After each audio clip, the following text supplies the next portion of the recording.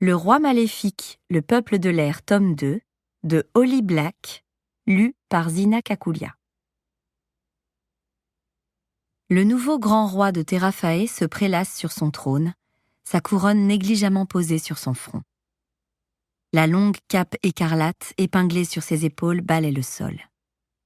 Une boucle brille au bout de son oreille pointue. De lourdes bagues scintillent à ses doigts. Ses accessoires les plus prétentieux sont toutefois ses lèvres douces et boudeuses. À elle seule, elle résume bien ce qu'il est. Un gros abruti. Je me tiens debout à côté de lui comme l'exige mon honorable position de sénéchal. Je suis censée être la plus fidèle conseillère du grand roi Cardan, alors je joue le jeu plutôt que de tenir mon véritable rôle, celui de la main derrière le trône, qui peut le forcer à obéir s'il s'avise de me contrarier. J'observe la foule, à la recherche d'un des espions de la cour des ombres.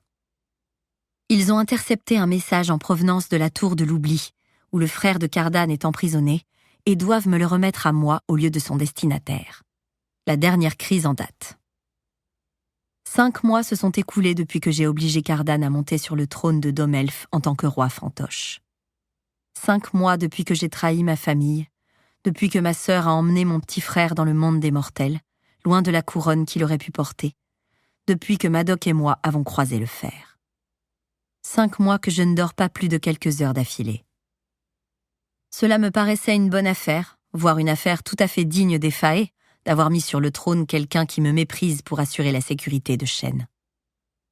C'était exaltant de piéger Cardan et de lui faire promettre de me servir pendant 1 an et 1 jour. Grisant de voir mon plan mené à bien. Et puis, 1 an et 1 jour, ça me semblait très loin. Mais à présent, je dois trouver comment le tenir plus longtemps sous ma coupe et à l'écart des ennuis. Suffisamment pour permettre à Shen d'avoir ce que je n'ai pas eu, une enfance. Désormais, 1 an et 1 jour, ça me paraît beaucoup trop court.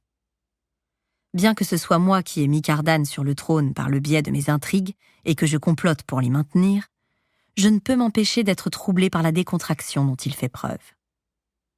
Les souverains de Terafae sont liés à leur royaume. Ils en ont le sang vital et le cœur battant, d'une manière mystique que je ne saisis pas totalement. Mais Cardan n'est rien de cela. Juste un indécrottable fainéant qui ne s'implique jamais dans le travail ardu qu'exige l'exercice du pouvoir. Pour l'essentiel, ses obligations se résument à autoriser les autres à baiser ses mains couvertes de bagues et à accepter les flatteries du peuple. Je suis sûre qu'il apprécie ce côté-là, qu'on l'embrasse, qu'on s'incline, qu'on s'agenouille devant lui. En tout cas, il apprécie le vin. Il demande sans cesse que l'on remplisse d'un alcool vert pâle sa coupe incrustée de cabochon. Rien que l'odeur qui s'en dégage me fait tourner la tête. Pendant une accalmie, il lève les yeux vers moi et hausse un sourcil noir. « Tu t'amuses bien ?» Je rétorque.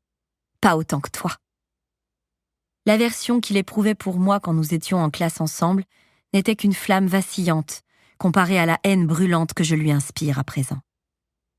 Ses lèvres s'ourlent en un sourire, ses yeux brillent d'une intention perfide. Regarde-les tous, tes sujets. Dommage que pas un seul d'entre eux ne sache qui est leur véritable souverain. À ces mots, je sens mon visage s'empourprer. Il a le don de transformer un compliment en insulte, en une pique d'autant plus douloureuse qu'on aurait aimé croire à la louange. J'ai passé de nombreuses fêtes à me faire aussi discrète que possible. Aujourd'hui, dans le halo des chandelles, je suis visible de tous, vêtue comme chaque soir de l'un de mes 3 pourpoints noirs presque identiques, mon épée crépuscule au côté. Les courtisans tourbillonnent dans leurs rondes et chantent leurs chansons. Ils boivent leur vin doré, composent leurs énigmes et leurs malédictions pendant que je les observe du haut de l'estrade, sous le dais royal. Ils sont à la fois magnifiques et terribles. Ils ont beau mépriser ma mortalité, ils ont beau s'en moquer, c'est moi qui suis là-haut, pas eux. Bien sûr, ce n'est peut-être pas si différent que de vivre dans l'ombre. C'est peut-être se dissimuler à la vue de tous. Toutefois, je ne peux nier que le pouvoir dont je dispose me donne une décharge de plaisir chaque fois que j'y pense. La seule chose que je regrette, c'est que Cardan le sache. En regardant attentivement la foule, je repère Tarine, ma sœur jumelle, qui danse avec Locke, son fiancé. Locke, que je croyais naguère épris de moi. Locke, que je croyais naguère pouvoir aimer. Mais c'est Tarine qui me manque. Les soirs comme celui-ci, je m'imagine descendre d'un bond de l'estrade et aller à sa rencontre pour tenter d'expliquer mes choix. Son mariage aura lieu dans 3 semaines seulement et nous sommes toujours en froid. Je me persuade que c'est à elle de faire le premier pas. Elle s'est payé ma tête avec Locke. Je me sens encore idiote quand je les regarde. Si elle refuse de me présenter ses excuses, alors elle devrait au moins être la première à faire comme si elle ne m'en devait aucune. Même ça, il se pourrait que je l'accepte. Mais ne comptez pas sur moi pour aller la voir, pour la supplier.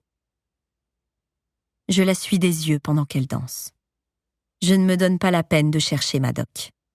La perte de son amour fait partie du prix que j'ai dû payer pour obtenir cette position.